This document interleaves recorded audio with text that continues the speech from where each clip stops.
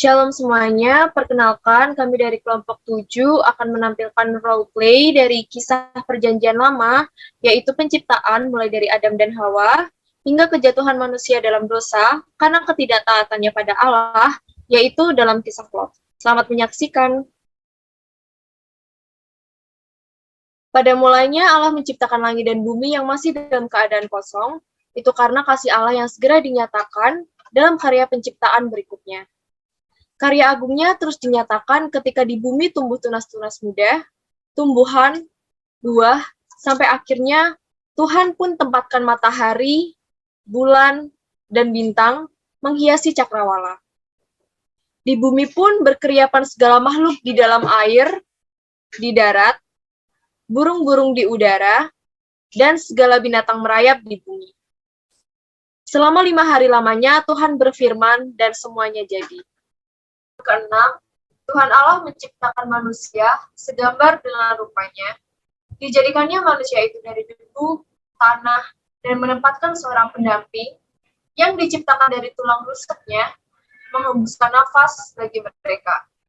Mereka adalah Adam dan Hawa. Lalu Allah menempatkan mereka di sebuah taman yang disebut Taman Eden.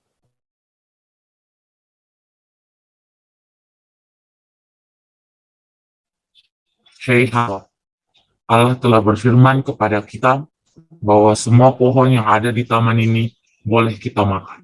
Tetapi sekali-kali kita tidak boleh memakan pohon yang ada di tengah-tengah taman ini. Karena kalau kita makan, maka kita akan mati. Oke, Adam, aku akan.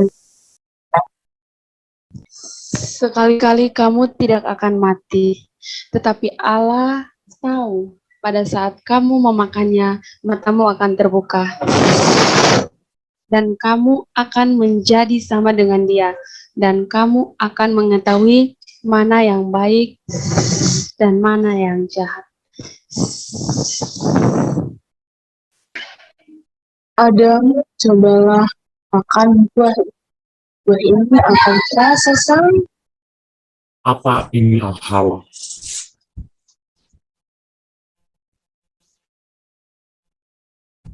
Ternyata enak juga buah ini. Kemudian Adam dan Hawa bersembunyi karena mendengar suara Allah.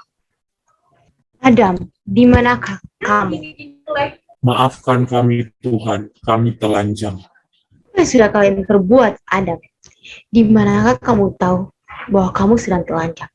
Apakah kamu telah memakan buah yang aku larang untuk memakannya? Perempuan yang kau tempatkan di sisiku, dialah yang telah memberikannya kepadaku ya Allahku. Itu yang dan Adam untuk memakannya, Tuhan. Maka terkutuklah engkau, hai ular. Dengan perutmu engkau akan menjala dan debu tanah adalah makanan. Aku akan mengadakan permusuhan antara engkau dan perempuan ini, antara keturunanmu dan keturunannya. Keturunannya akan meremukkan kepalamu dan engkau akan meremukkan tumitmu. Walaupun Allah memusnahkan manusia dan segala kejahatan yang ada di bumi, Allah tetap mencurahkan kasih-Nya bagi orang-orang pilihan-Nya, memberkati mereka dan menjadikan mereka bertambah banyak di bumi sampai pada Abraham, yakni nenek moyang bangsa Israel. Firman Tuhan datang kepada Abraham, "Pergilah dari negerimu, dan dari sanak saudaramu, dan dari rumah bapakmu ini, ke negeri yang akan kutujukan kepadamu." Lalu Allah memberkati dan janji Allah yang besar menjadi bagian dalam hidup Abraham. Maka pergilah Abraham ke tanah Kanaan yang ditunjukkan Allah kepadanya. Ketika kelaparan menimpa negeri itu, maka tinggallah Abraham sebagai orang asing di tanah Mesir. Memang aku tahu kau adalah wanita yang sangat cantik. Jika Raja Mesir melihatmu saja, pasti dia akan menginginkanmu. Tapi dia pasti juga akan membunuh. Jadi, apa yang harus aku lakukan untukmu, Abraham?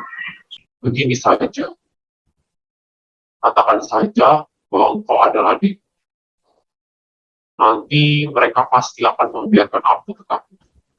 Baiklah, semua yang engkau perintahkan akan aku turuti.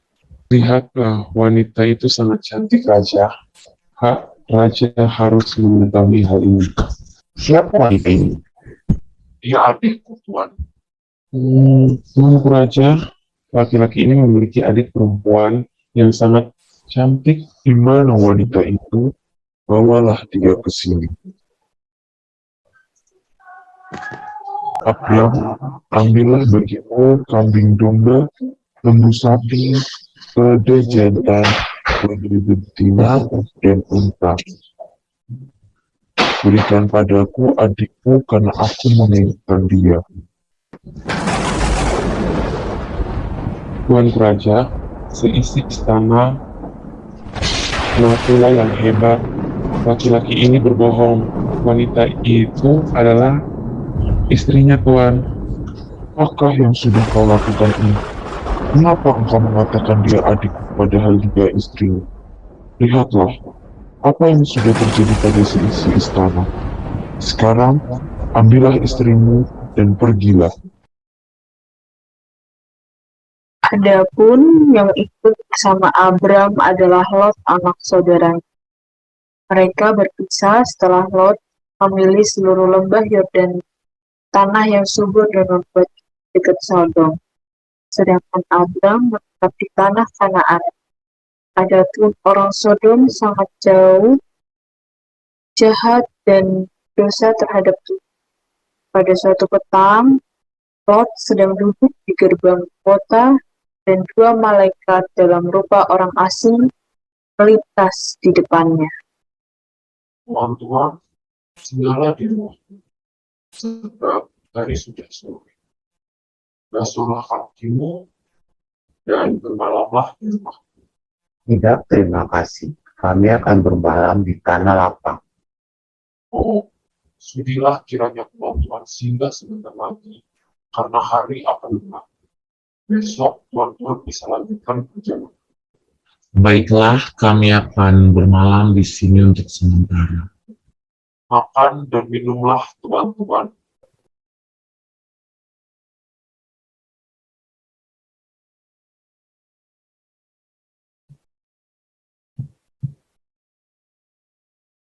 Siapapun yang ada di rumah ini, istrimu, anak-anakmu, juga menantu, bawalah mereka keluar dari kota ini, karena Allah akan memusnahkan kota ini besok.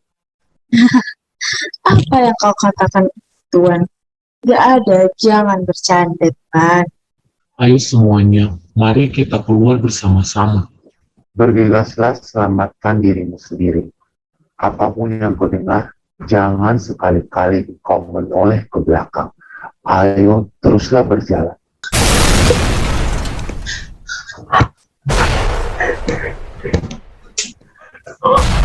Lot, apa yang terjadi tuh? Selamat berjalan. Seperti yang sudah diperintahkan kepada kita. Kita harus menyelamatkan diri, karena Tuhan masih mengasihi kita. Tidak, Lot. Aku akan kembali mengambil harta. Tiba-tiba. Jangan kau menoleh istriku. Ayo kita lari saja. Jangan menoleh ke belakang. Aku akan kembali.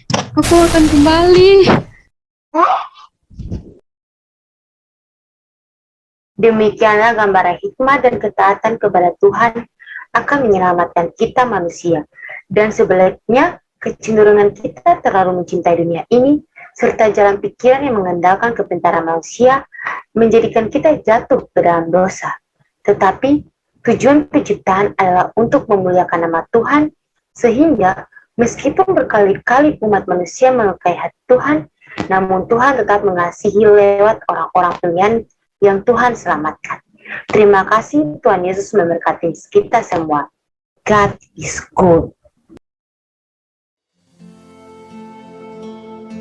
Shalom semuanya, di sini aku akan membagikan sedikit refleksi pribadi dari video roleplay yang telah aku dan Rob aku perankan. Dalam video ini dapat kita ketahui mulai dari kisah Adam dan Hawa hingga Lot, kasih Tuhan terus mengalir dalam kehidupan kita meskipun kita melakukan banyak sekali dosa ataupun kesalahan terbilang jumlahnya. Di sini dapat menjadi refleksi bagi saya dan teman-teman semuanya untuk terus mau bersyukur karena Tuhan tidak pernah memperhitungkan kesalahan kita dalam Ia mau mengasihi kita, mau melindungi kita, dan mau memberkati kita. Di sini aku juga mau men-sharingkan bahwa aku sangat bersyukur bisa mengenal Dia dalam kehidupanku. Di sini aku bisa merasakan kasih-Nya terus mengalir dalam kehidupan. Cerita ini mengajarkan kita bahwa kita tidak boleh mengikuti keinginan daging, karena semua itu akan membuat kita jatuh ke dalam dosa dan melukai hati Tuhan. Sebagai ciptaan Tuhan, patutlah kita menyenangkan hati Tuhan, bukan membuat hati Tuhan terluka karena perbuatan kita yang tidak menyenangkan di matanya. Selalu ikuti apa yang diperintahkan Tuhan dan janganlah serakah, karena semua yang kita punya hanyalah dari Padanya. Refleksi dari drama yang kami tampilkan yaitu bagaimana kuasa Allah dalam menciptakan seisi dunia serta menciptakan manusia. Semuanya dipersiapkan dengan baik untuk keberlangsungan hidup manusia. Dan yang Tuhan mau dari manusia hanya manusia tetap taat kepadanya. Tapi kecenderungan manusia yang terlalu mencintai dunia serta jalan pikiran yang mengandalkan kepintaran manusia dan tidak bisa menguasai diri serta hawa nafsu yang terlalu tinggi mengakibatkan manusia jatuh ke dalam dosa.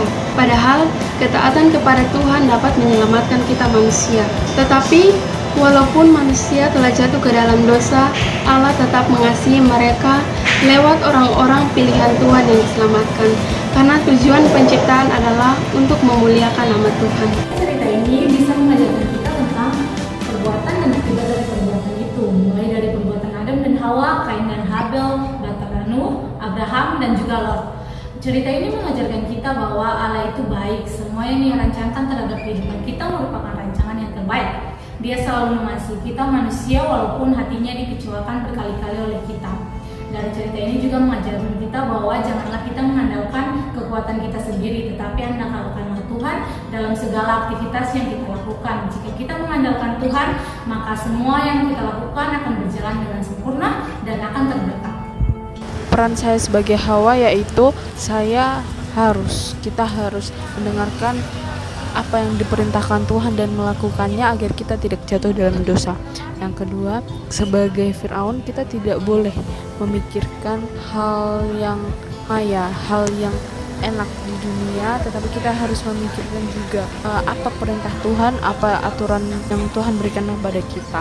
Dan yang ketiga, peran sebagai menantu kita tidak boleh untuk meremehkan apa yang orang berikan kepada kita, dan itu siapa tahu bisa menjadi keselamatan bagi kita.